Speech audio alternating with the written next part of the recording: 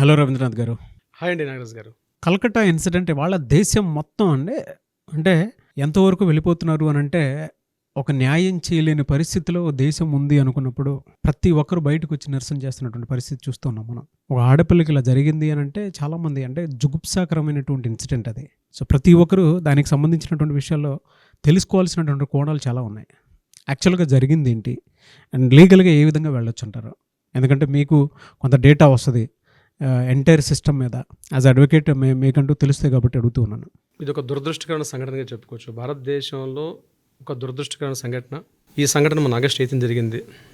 ప్రతిరోజు చూస్తున్నాం, మీడియా కోడేకి వస్తుంది దీనికి సంబంధించింది. దీనికి సంబంధించి మన సుమన్ టీవీ తరపున కూడా ఆ బాధిత కుటుంబాలకి మనం ఒక శ్రద్ధాంజలి ఘటిస్తూ ఇలాంటి ఒక సంఘటన గురించి ఇలా మాట్లాడుకోవడం కూడా ఒక దురదృష్టకరం చెప్పుకోవచ్చు.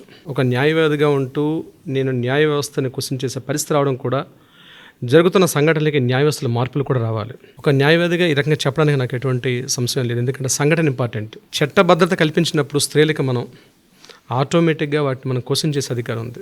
అసలు ఈ సంఘటన ఎలా జరిగింది? కోల్కతాలో ఆర్జేకర్ హాస్పిటల్ పేరు బాగా వినిపిస్తుంది. కలకత్తాలో అతి పురాతనమైన కాలేజ్, 1886లో ఏర్పాటైన కాలేజ్. గోవింద్ కర్ అన్న అతని పేరు మీద ఏర్పాటు చేసిన కాలేజ్.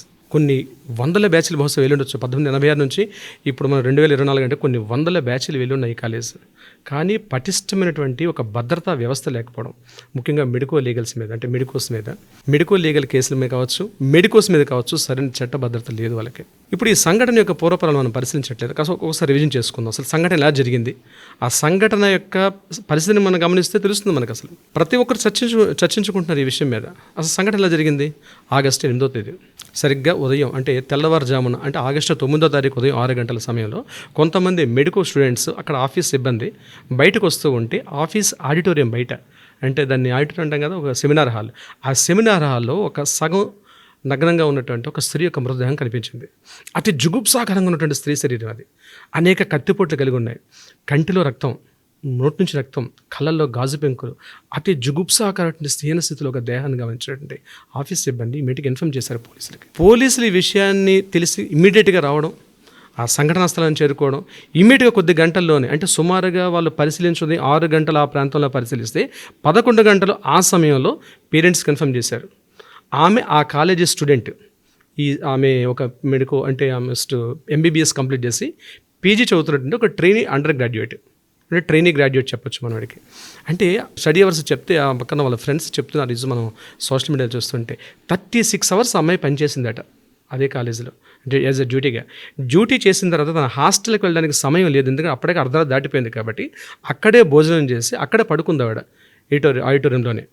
అంటే అక్కడ వసతులు సరిగ్గా లేవు. అంటే ఈ ట్రైనీ డాక్టర్స్ ఉండడానికి సరిపోయేటువంటి వాళ్ళకి రూమ్స్ లేకపోవడం వల్ల అక్కడే నిద్రపోయింది రాత్రి. తెల్లవారుజాము 3 గంటలకి ఏ అవసరం మీద బయటకు వచ్చిందో తెలియదు. జరగాల్సిన దారుణ సంఘటన ఇప్పుడు ఉదయం 3 గంటల నుంచి 6 గంటల మధ్యలో జరిగిపోయింది. 11 గంటలకు ఇన్ఫార్మ్ చేశారు, 12 గంటలకు పేరెంట్స్ వచ్చారు. ఇది సూసైడ్ జరిగింది అని పోలీసులు ఫస్ట్ ఇన్ఫార్మ్ చేశారు. వాళ్ళ బంధువులు, అంటే అమ్మాయి తర బంధువులు, వాళ్ళు ఇమీడియట్గా చూసి దాన్ని కాదు, ఇది సూసైడ్గా లేదు, ఒంటి మీద చాలా కత్తిఘాట్లు ఉన్నాయి కాబట్టి ఇది మర్డర్ కేస్ అని సస్పెక్ట్ చేసి ఇమీడియట్గా మళ్ళీ పోలీసులు వాళ్ళకి కంప్లైంట్ చేసి ఇది సూసైడ్ కాదు, మళ్ళీ ఇన్వెస్టిగేషన్ చేయండి అని చెప్పి ఆ సెకండ్ స్టేజ్లో పోలీసులు ఇన్వెస్టిగేషన్ చేశారు, ఇది మర్డర్ కేసు అని. ఎప్పుడైతే గుర్తించారో 12 గంటలకి ఇమీడియట్గా, అంటే ప్రైమరీ ఇన్వెస్టిగేషన్ చేశారు. ప్రైమరీ ఇన్వెస్టిగేషన్లో ఏం తెలియంది, ఇమీడియట్గా ఆ సమయంలో ఉన్నటువంటి ఆఫీస్ సిబ్బంది అందరినీ కూడా ఇంటరాగేషన్ చేశారు. అయితే ఎక్కడైతే ఈ సంఘటన స్థలం జరిగిందో ఆ సంఘటన స్థలంలో వాళ్ళు ఒక బ్లూటూత్ని గమనించారు. ఒక విరిగిపోయినట్టు ఒక బ్లూటూత్ని చూశారు. ఆ బ్లూటూత్ ఎవరిది? ఇమీడియట్గా అన్పేరు కాలేదు, ఇంకా అది పేరులో ఉంది. ఇమీడియట్గా ఆఫీస్ సిబ్బందిని పిలిపించి అందరినీ ఇంటరాగేషన్ చేస్తూ వెళ్తుండగా ఆ బ్లూటూత్ ఒక పర్సన్ తలగా ఫోన్ కనెక్ట్ అయింది.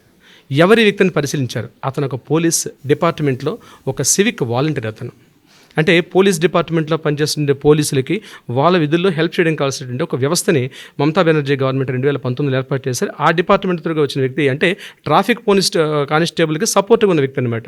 అతని పేరు సంజన రాయ్ అని తెలుసుకున్నారు. ఈ సంజన రాయ్ ఏం చేశాడు, అదే రోజు మార్నింగ్ 4 o'clockకి సీసీ కెమెరాలు చూసినప్పుడు లోపలికి వస్తూ కనిపిస్తున్నాడు. వెళ్ళేటప్పుడు సింగిల్ బ్లూటూత్ కదా, అసలు బ్లూటూత్ లేదు ఆయన చేతిలో. ఈ విషయాన్ని గమనించి ప్రైమరీ ఇన్వెస్టిగేషన్లో ఇతను సస్పెక్ట్ చేసి కూర్చోబెట్టి ఇన్వెస్టిగేషన్ చేస్తే అతని ఒంటి మీద గాయాలు ఉన్నాయి. ఆ గాయాల యొక్క రక్తపు చారికలు, అంటే ఏదో పెనుగులాట జరిగింది. ఎవరైతే విక్టిమ్ అనుకుంటున్నామో విక్టిమ్ చివరి నిమిషంలో పెనుగులాట జరిగింది. వెంటనే ఆ ఆటాప్సీకి పంపించారు, ఫోరెన్సిక్ ల్యాబ్కి పంపించారు. చేసినప్పుడు గోలలో ఏదైతే రక్తపు చారికలో ఏవైతే స్కిన్ ఎవిడెన్సెస్ ఉన్నాయో ఇతని శరీరంలో స్కిన్ ఎవిడెన్స్కి కలిసింది. ఇంతవరకు ఓకే, ఇది రెగ్యులర్ రేప్ కేసు అనుకుంటాం, కానీ జరిగిన విషయం వేరే ఒకటి. ఆ ఫొటోస్ బయటకు వచ్చాయి. ఆ మర్డర్ కేసు జరిగిన తీరు ఎలా జరిగింది, గ్యాంగ్ రేప్ జరిగిందా లేకపోతే ఆమె సూసైడ్ చేసుకుందా, ఎవరైనా రేప్ చేశారు, గ్యాంగ్ రేప్ చేశారు అనే విషయానికి ఎప్పుడైతే ఆమె ఫొటోస్ చూసారో మొత్తం యావత్ ప్రపంచం దిగ్భ్రాంతి గురైంది. ఎందుకంటే ఇది మామూలు రేపు కాదు, అది ఒక ఊహించుకోవడానికి చెప్పుకోవడానికి కూడా చాలా అసహ్యకరమైన పద్ధతిలో ఉంది. ఆమె వెజీనాలో 150 grams ఒక లిక్విడ్ ఉన్నట్టుగా గమనించారు. దీని మీద వెస్ట్ బెంగాల్ గవర్నమెంట్లో ఉన్నటువంటి అఫీషియల్ డాక్టర్ గారు అఫీషియల్ అనౌన్స్మెంట్ కూడా చేశారు మీడియాలో. వీళ్ళైతే మన క్లిప్పింగ్ కూడా దీంట్లో వేయండి. ఆయన చెప్తున్నాడు 150 grams ఒక థిక్ సాలిడ్ ఉందని. అంటే ఒక పర్సన్ మ్యాక్సిమం చేసినట్లయితే 10 grams 15 grams ఇదని గవర్నమెంట్ చెప్తుంది. యాక్చువల్గా అంటే మెడికల్ రిపోర్ట్స్ చెప్తాయి. స్పర్మ్ అది మనం స్పెర్మ్ని వాడకుండా మనం ఒక థిక్ లిక్విడ్ అంత వాడడం జరిగింది. అది హ్యూమన్ థిక్ లిక్విడ్ అని చెప్పి ఆయన స్పెర్మ్ని వాడలేదు, హ్యూమన్ థిక్ లిక్విడ్ అన్నాడు. అక్కడ మేబీ స్పెర్మే కావచ్చు. అటువంటి నువ్వు 151 grams అది. దీన్ని బట్టి ఈమె మీద గ్యాంగ్ రేప్ జరిగింది అని తెలియడం జరిగింది. సో ఇక్కడ రెండు విషయాలు.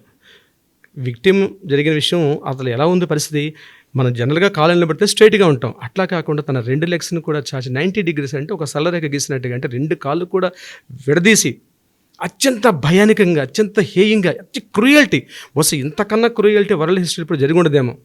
అత్యంత జుగుప్సాకరంగా ఉన్నటువంటి ఒక సిచ్యువేషన్ అక్కడ చూసిన తర్వాత వాళ్ళ పేరెంట్స్ దాన్ని డైజెస్ట్ చేసుకోలేక ఇమీడియట్గా దీనికి సిబిఐకి ఇవ్వమని చెప్పి కూడా వాళ్ళకి ఇమీడియట్గా అక్కడ జరిగింది. అయితే మమతా బెనర్జీ గవర్నమెంట్ కూడా సపోర్ట్ చేశారు. ఆ సంఘటన పరిసరాలు పరిశీలించినట్లయితే అక్కడ ఉన్నటువంటి మెడికల్ స్టూడెంట్కి సరైనటువంటి భద్రతా వ్యవస్థ లేదు అక్కడ. అంటే స్టే చేయడానికి ఉండడానికి రూమ్స్ లేవు అక్కడ. సార్ అది పక్కన పెట్టినట్లయితే ఇక ఇష్యూ మనం వద్దాం. ఎలా జరిగిన సంఘటన, సంజనారాయణ పర్సన్ ఎవరు అని పరిశీలిస్తే అతను అక్కడ డ్యూటీలో ఉన్నటువంటి ఒక సివిక్ వాలంటీర్. ఆ రోజు ఇదే కాలేజ్ బయట సెక్యూరిటీలో ఉన్న వ్యక్తి. అతను మిడ్ నైట్ వరకు అక్కడ ఉన్నటువంటి పేషెంట్కి సర్వీస్ చేసిన తర్వాత లైట్గా లిక్కర్ తీసుకుని ఇమీడియట్గా మార్నింగ్ 3:30కి ఆడిటోరియంకి వచ్చేసరికి ఆడిటోరియం హాల్లో పడుకున్నటువంటి ఈ విక్టిమ్ని అతను ప్రత్యక్షంగా గ్యాంగ్ రేపు జరిగిందని చెప్తున్నారు. గ్యాంగ్ రేపులో ఇంకా ఈయనతో పాటు ఎవరెవరు పార్టిసిపేట్ చేశారనే విషయం అయితే ఇప్పటి దగ్గర మనకి ఇన్ఫర్మేషన్ రావట్లేదు. అయితే ఈ రోజు న్యూస్ల ప్రకారం జరిగింది అంటే ఒక 5 డాక్టర్లను కూడా ఈరోజు అరెస్ట్ చేశారు. అదే కాలేజీలో 5 డాక్టర్లను కూడా అరెస్ట్ చేసినట్టుగా జస్ట్ మార్నింగ్ న్యూస్ కనిపిస్తుంది మనకి. తన మెడ మీద ప్రెస్ చేసి థైరాయిడ్ని నొక్కి పెట్టి చంపినట్టు కనిపిస్తుంది. అంటే మెడ విరిచేశారు, 90 degreesలో మెడ విరిచేయడం. కళ్ళల్లోంచి రక్తం వస్తుంది, కళ్ళల్లో గాజు పెంకులు ఉన్నాయి, ముక్కు నుంచి, చెవి నుంచి, నోటి నుంచి కంటిన్యూస్గా రక్తం బ్లీడింగ్ జరిగింది. ఆల్మోస్ట్ మోర్ దెన్ 3 hours పాటు బ్లీడింగ్ జరిగినట్టుగా ఆనవాళ్ళు కనిపిస్తున్నాయి అక్కడ. ఆ దృశ్యం సోషల్ మీడియాలో బయటకు వచ్చాయి. అయితే ఇంటెలిజెన్స్ వాళ్ళు దీన్ని బట్టి ఈ ఫొటోస్ ఆపేయమని చెప్పడంతో చాలా వరకు స్టాప్ చేశారు ఆ ఇమేజెస్ని. అది బయటికి రావడం కూడా అంత మంచిది కాదు. అంటే మనిషిలో ఉన్నటువంటి పాశవిక ప్రవృత్తి ఎలా ఉంటుంది, దానికి సజీవ నిదర్శనం ఈరోజు ఈ మెడికల్ స్టూడెంట్ మీద జరిగేటువంటి రేప్ కేసు అనేది. దీన్ని బట్టి మనం అర్థం చేసుకోవాల్సింది ఏంటంటే నాగరాజు గారు, అసలు మాట్లాడుకున్న అర్థం ఏంటంటే ముఖ్యంగా ఈ గవర్నమెంట్ మెడికల్ కాలేజ్ స్టూడెంట్స్లో మనం చెప్తున్నాం అంటే వీళ్ళకి సరైన భద్రతా ప్రమాణాలు లేవండి. డ్యూటీ సరిగ్గా చేస్తారు. ఎందుకంటే ఇప్పుడు పోలీసులకి సివిక్ వాలంటీర్ని ఈ పోస్ట్ని క్రియేట్ చేశారు. అంటే పోలీసులు డ్యూటీలు చేస్తూ వాళ్ళకి సర్వీస్గా ఉండడానికి కోసం ఒక సపోర్ట్గా సివిక్ వాలంటీర్ని పెట్టారు. At the same time medical college students కానీ లేకపోతే మెడికల్ హాస్పిటల్లో ఉన్నటువంటి వ్యక్తులకు కూడా ఒక సివిక్ వాలంటీర్ వ్యవస్థ. అంటే డ్యూటీస్ ఎప్పుడు చేస్తారో తెలియదు. అర్ధరాత్రి లేడీస్ వెళ్తుంటారు, 1 గంటకు వస్తారు. ముఖ్యంగా మన హైదరాబాద్లో కూడా చూస్తుంటాం సాఫ్ట్వేర్ వ్యవస్థలు కూడా. ఓన్లీ ఏదో షీ టీమ్స్ పెట్టాం అట్లని కాకుండా ఇలాంటి ఇన్సిడెంట్ చూస్తే చాలామందికి రక్షణ ఎక్కడుంది అనుకున్నటువంటి భయం అయితే కలుగుతుందండి. ఒక దిశ చట్టం ఏదైతే మన రాష్ట్రంలో ఇంతకుముందు ఏర్పాటైందో, ఇంతకుముందు శంషాబాద్లో జరిగిన సంఘటన ఏదైతే జరిగింది ఇంతకుముందు, అటువంటి సంఘటన యావత్ ప్రపంచం నాట్ ఓన్లీ దేశం కాదండి, యావత్ ప్రపంచం కూడా ఈరోజు కలకత్తా వైపు చూస్తున్న ఒక సంఘటన.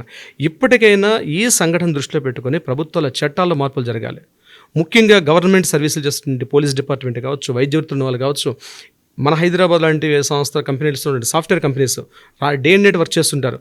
వీళ్ళకి ముఖ్యంగా మహిళల భద్రతను దృష్టిలో పెట్టుకొని కొత్త చట్టాల రూపకల్పన జరగాల్సిన ఆవశ్యకత ఉంది. అంటే సపోర్టింగ్ అంటే కంటిన్యూ అవర్స్, అంటే more than 10 hours 12 hours 15 hours job చేసిన తర్వాత బయటకు వచ్చిన తర్వాత ఆ లేడీకి సరైన భద్రతా వ్యవస్థ, అంటే భద్రతా వ్యవస్థ కల్పించడమే కాదు, వీళ్ళకి సరైన చట్టాలు కావాలండి. ఇక్కడ ముఖ్యంగా యాక్ట్స్ జరగాలి. ఇప్పుడు విదేశాల్లో మనం దుబాయ్, ఇరాన్, ఇరాక్ చూస్తాం. అక్కడ బహిరంగంగా ఉరితీస్తారు, బహిరంగ వాళ్ళ అంగాలను కట్ చేస్తారు. ఆ చట్టాలు అట్లా ఉన్నాయి. ఎందుకంటే అవి బహిరంగంగా చూసినప్పుడు మరొకటి ఇటువంటి నేను చేయకూడదు అన్నటువంటి ఒక ఇన్సిడెంట్ జరుగుతుంది, బహిరంగంగా జరగాలి. ఇప్పుడు ఉరితీస్తారు, నేను చెప్పకూడదు కానీ నేవేదిగా ఉరితీసే కార్యక్రమం కూడా బహిరంగంగా ఉరితీయమంటాను. ఎందుకంటే ఇలాంటి తప్పు జరిగితే ఇలాంటి శిక్ష ఉంటుందని ఒక ప్రాణభయం కలగాలి. ఇంకొకటి ఇటువంటి సంఘటన చేయడానికి ఆలోచన కూడా కలిగించకూడదు వాడికి. సంఘటన పక్కన పెట్టండి, ఇలాంటిది చేయాలన్న ఆలోచన కూడా కలగకుండా ఉండాల్సిన చట్టాలు. ఎందుకంటే ఇప్పుడు మనం 1960s 1970s 1860 రాసుకొని చట్టాలు ఇప్పటికీ మనం కంటిన్యూ ఫాలో అవుతున్నాం. అటువంటిది కాదు. మనం 2024కి వచ్చామండి. చట్టాలు మార్చాల్సిన ఆవశ్యకత ఉంది. ఎందుకంటే సంఘటనలు మారుతున్నాయి, మోడర్నైజేషన్ పెరిగింది, వెస్టర్నైజేషన్ పెరిగింది, కల్చర్ పెరిగింది. లేడీస్ కూడా ఇంతకుముందు ఇళ్లలో ఉండి ఏదో కాస్త ఇంటి పనులు చేసుకునే పరిస్థితులు లేరు. కేవలం మేల్తో పాటు సరిసమానంగా ఉద్యోగాలు చేసుకునే పరిస్థితికి వచ్చేటప్పుడు వాళ్ళ భద్రతను దృష్టిలో పెట్టుకొని, వాళ్ళ ఇంపార్టెన్స్ని దృష్టిలో పెట్టుకొని చట్టాల రూపకల్పన చేయాల్సిన ఆవశ్యకత ఉంది.